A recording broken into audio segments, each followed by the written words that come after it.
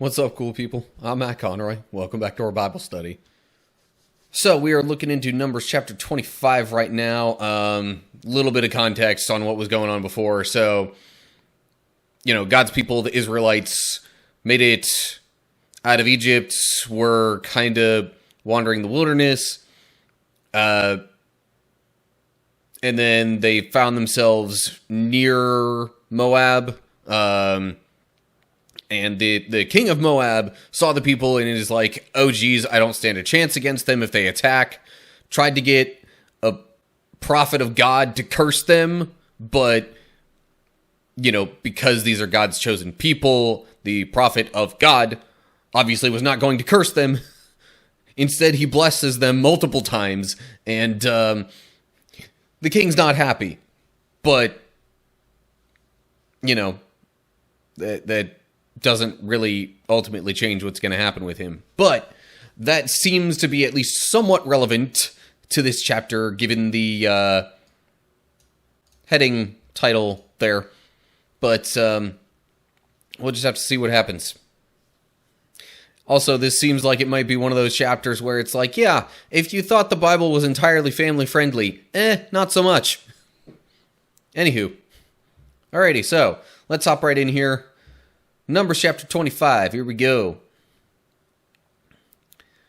While the Israelites were camped at Acacia Grove, some of the men defiled themselves by having sexual relations with local Moabite women.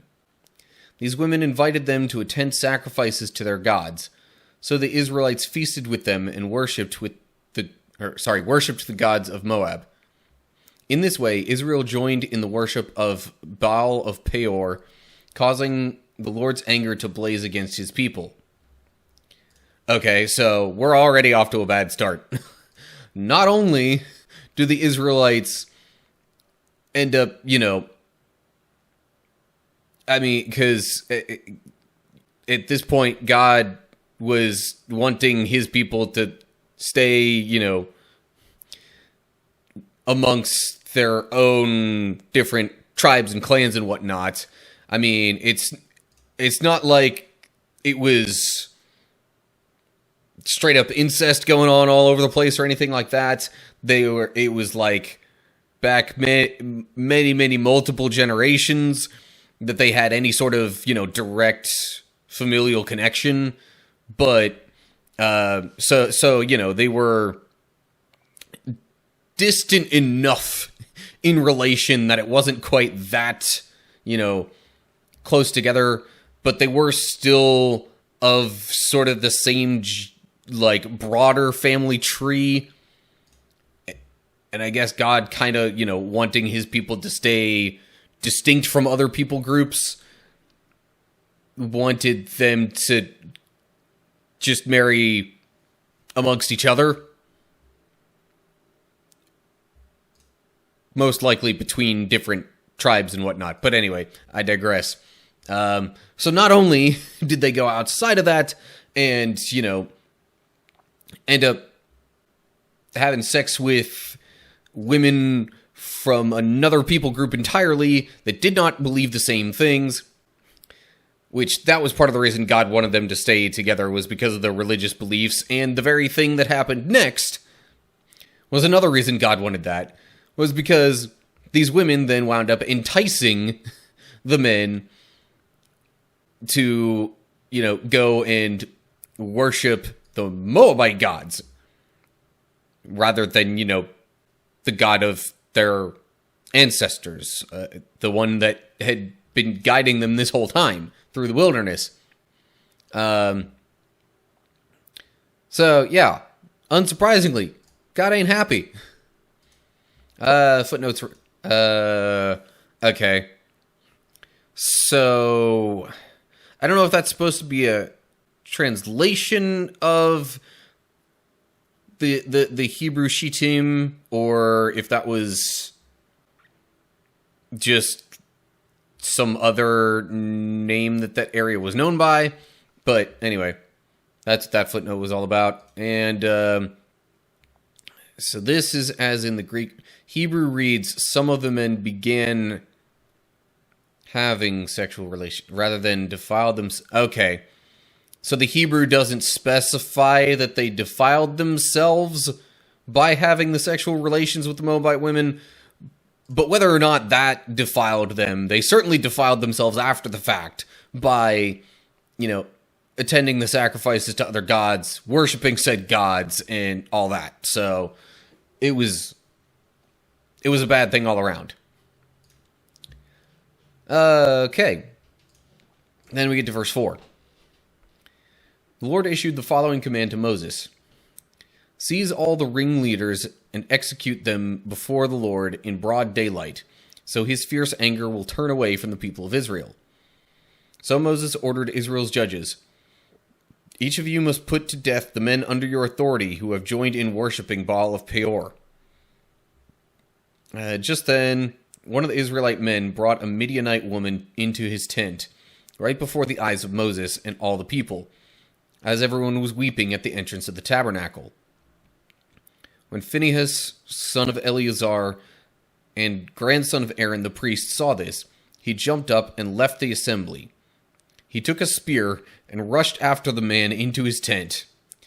Phinehas thrust the spear all the way through the man's body and into the woman's stomach, so the plague against the Israelites was stopped, but not before 24,000 people had died. Yeah, so apparently this had spread quite broadly amongst the Israelites. Let's see here. God gave the people free wills and then used free will to be with them. Understand that it raised God to worship someone else. Why were they executed for acting of their free will? Yeah, so,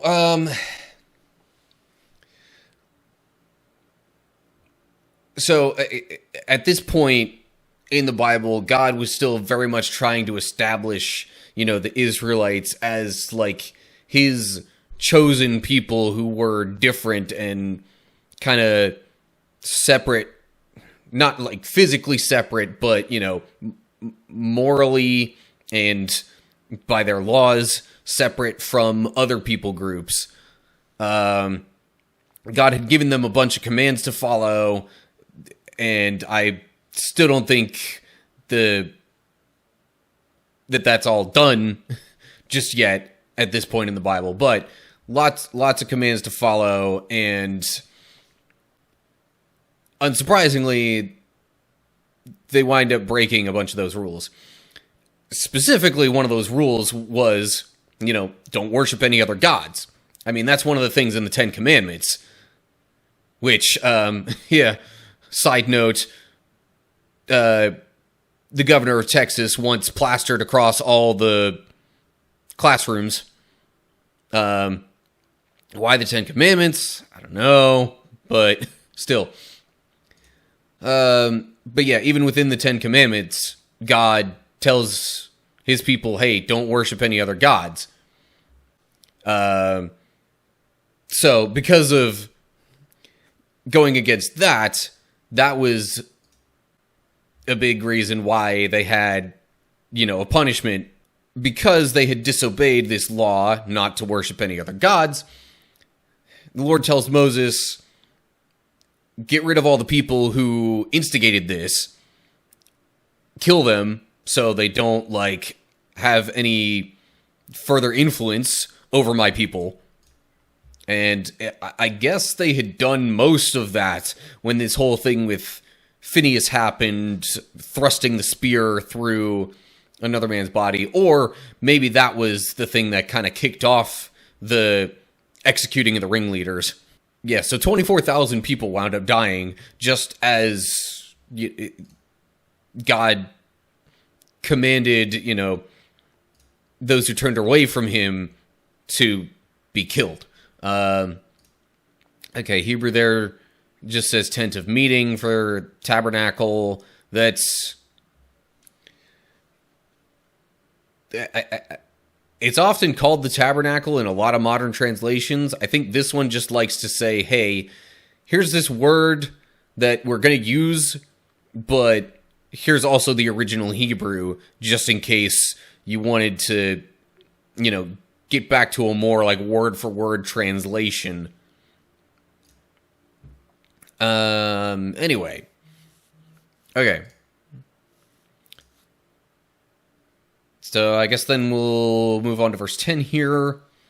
Then the Lord said to Moses, Phinehas, son of Eleazar and grandson of Aaron the priest, has turned my anger away from the Israelites by being as zealous among them as I was. So I stopped destroying all Israel, as I had intended to do in my zealous anger. Now tell him that I am making my special covenant of peace with him.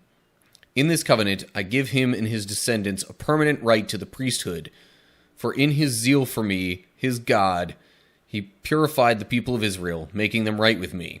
So, Phinehas helps to turn God's wrath away by, him being all gung-ho about, killing the sinners, essentially, amongst them. And because of that, Phinehas gets a promise from God that the priesthood will just continue through his line.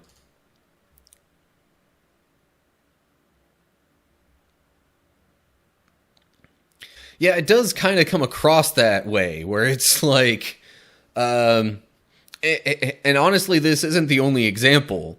Like, back in chapter 16, I think, there was a rebellion against Moses and, the leadership by a certain select, subgroup of the leaders who thought they could kind of overthrow it. But then God's like, okay, they all end up either getting swallowed up by the earth or die by fire. That the gracious, loving God that Christians tend to talk about doesn't seem to shine through all the time in the Old Testament. But anyway. Yeah, footnote here. Made atonement for the people of Israel, rather than saying he meaning Phinehas, rather than saying he purified the people of Israel, making them right, it might instead read he made atonement for the people. It's a similar intention here. So, yeah. Bunch of people died. Phinehas, in showing his zeal for killing these people who turned against God, is promised rights to the priesthood. Which, by the way, this is the first mention of Phinehas to my recollection. So, further descendants of Aaron, who was God's first chosen priest.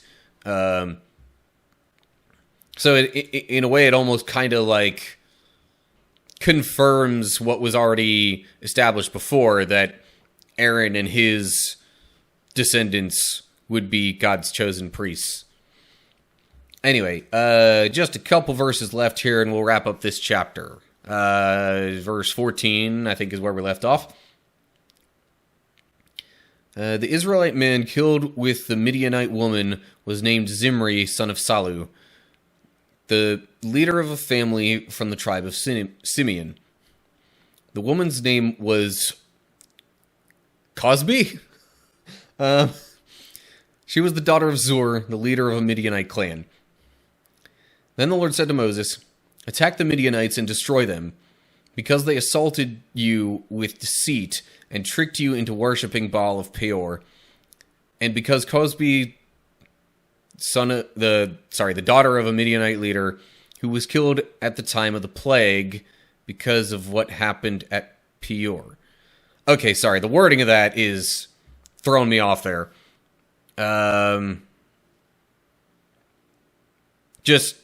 So God's saying, attack the Midianites because they, lured you in and deceived you. And more specifically, or maybe like as an example, because of Cosby, this particular woman who was the daughter of one of the Midianite leaders, because because of her as well, she, you know, is an example of luring the people away. So, yeah, because of all that, go attack the Midianites. Which is interesting because Moses' father-in-law, Jethro, was a high priest of Midian. But Jethro may very well be dead at this point. I mean, Moses' brother Aaron died a couple of chapters ago. So, the likelihood of Moses' father-in-law still being alive is kind of slim. But yeah, so God's people get lured away from him and toward worshiping other gods for a bit.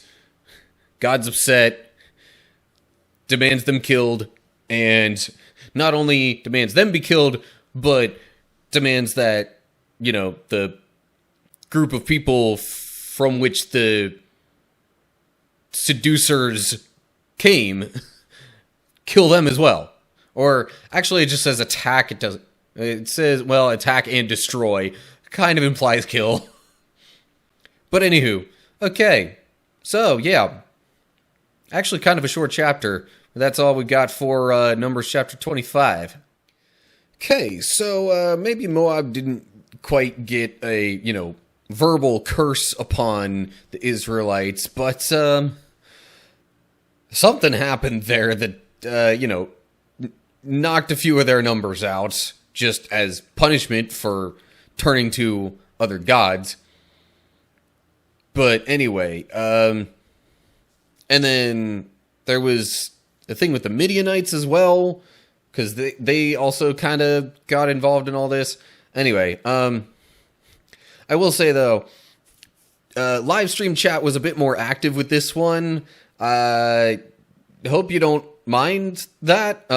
If you have any particular thoughts regarding that, let me know down below. But, you know, I do think it kind of helps contribute to the discussion aspect of this. In fact, I'm hoping maybe there could be more of that in the future. So if you want to be part of that, make sure you check out my Saturday afternoon/evening Twitch streams.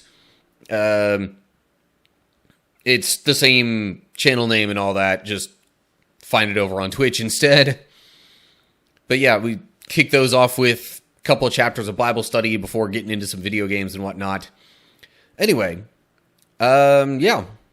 Otherwise, as usual, like and share it if you enjoyed the video. Subscribe to the channel.